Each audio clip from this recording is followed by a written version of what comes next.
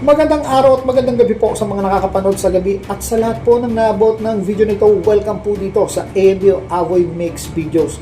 Ngayon po ay may video na naman tayo at ito po ay tungkol dito sa West Philippine Sea, no? Dito tungkol sa katigasan ng ulo nitong mga Chinese o yung Coast Guard na ito, no?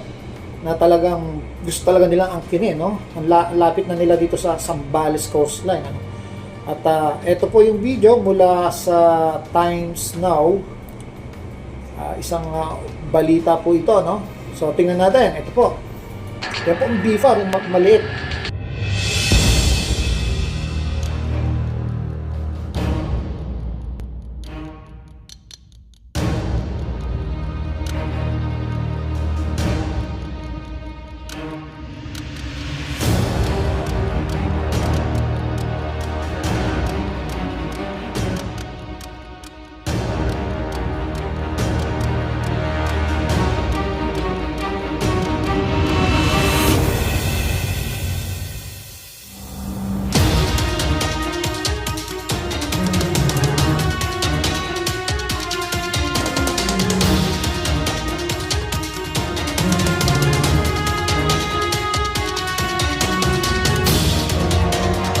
So, iba talaga to, no? Mamumukha ni Xi Jinping, no? Pero yung ugali niya, no? Parang hindi maganda, no? Dapat dito siguro, ewan ko, no? Mahirap na magsalita, no? Sabi, may sakit daw to, eh. Siguro malapit na daw siyang mamatay. Yung sa ibang, ewan ka, sa vlog lang natin napanood yun. So, wala akong masabi dito. Ano siya, eh? Ganid. Ganid po itong Xi Jinping. Sa kanya lang naman nagmumula yung utos. Yung mga sundalo niya sumusunod sa kanya. Loyal. Sabihin natin loyal na sa kanya. Pero alam ko marami ring ayaw sa kanya. Napipilitan na lang. Kahit yung mga ibang general niya, maraming ayaw sa kanya.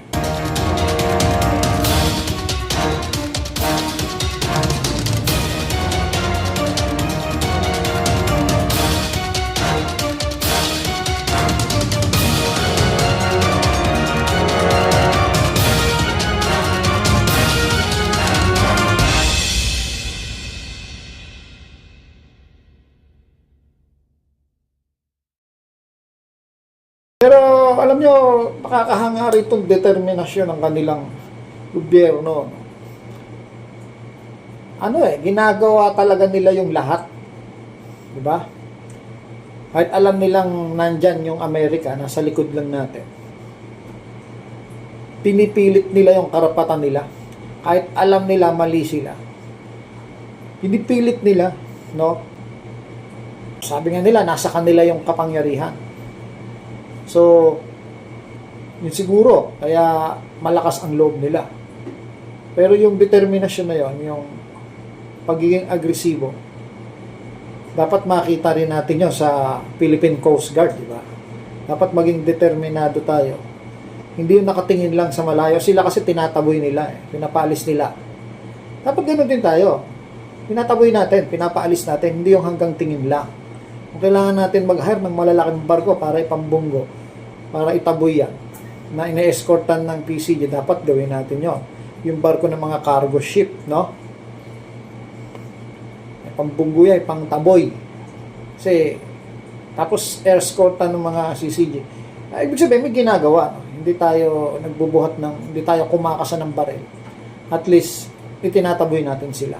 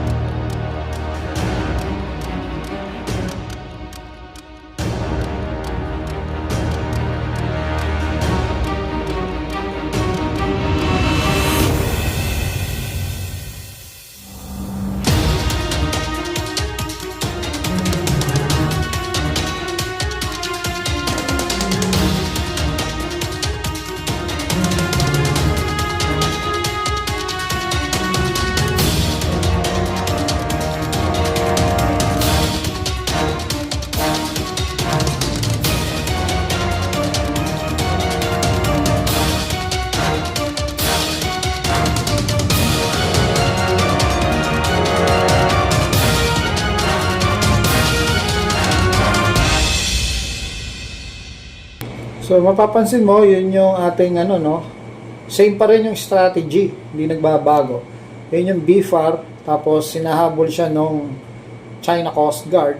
So ang strategy ng China is matafang effect, no? Agresibo effect. Tapos ang strategy natin is pakawawa effect o pahabol effect, no? Para makuha natin yung simpatsya ng buong mundo, no? Pero hindi ko alam kung hanggang kailan magiging effective yon. Kasi baka yung imbis na maawa, mainis na, no? Ang dami nilang dinonate sa atin, ang dami nating binili sa kanila. Meron na tayong mga armament, pero hindi tayo lumalaban, no? Hindi tayo nagpapakita ng kaagresibuhan, no? Yun lang, hanggang doon lang. Hanggang tingin sa malayo, report. Pero kahit naman anong mo, di ba? Kung merong mangyayari sa ginagawang diplomatic protest, di sana noon pa umubra yan. Hindi nga yan kinikilala ng China yung diplomatic protest na hinahain natin. At hindi rin nila kinikilala yung pagkapanalo natin dito sa arbitral tungkol dito sa West Philippine Sea.